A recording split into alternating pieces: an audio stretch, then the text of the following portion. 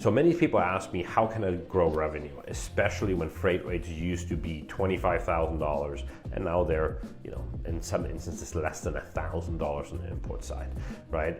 Revenue for me is not as important than profitability, and you as a business owner or a freight forwarder or trucking company should never really worry about revenue.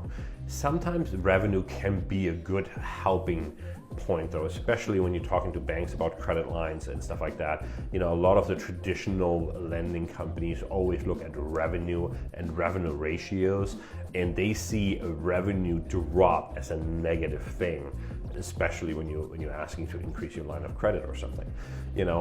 Us personally, revenue is important to us. Revenue is not the most important thing to us. Profitability is what drives us and what's more important to us. So if my revenue drops, but my profitability stays the same, I see this as a positive thing because my profit margin is actually increasing. But what are fast and simple solutions that you can do to increase your revenue? So number one is look at your integrated logistics chain, right? And really look at what parts of the transaction are you currently handling.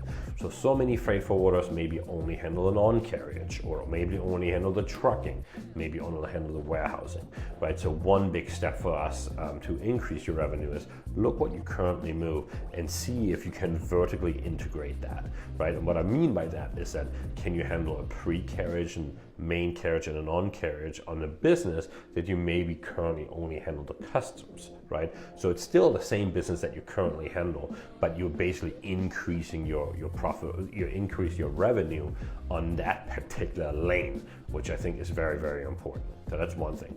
The other thing is talk to your clients on what other lanes they're currently moving. Many times you think like, oh, I've been moving with this guy for months and years and I've always handled all his business, but then you would be very quickly surprised that actually other business that he has maybe handled with a competition, and only because it's been done like that for years, right? So I always look at the customer base that you currently have and see what other things can you currently still move there.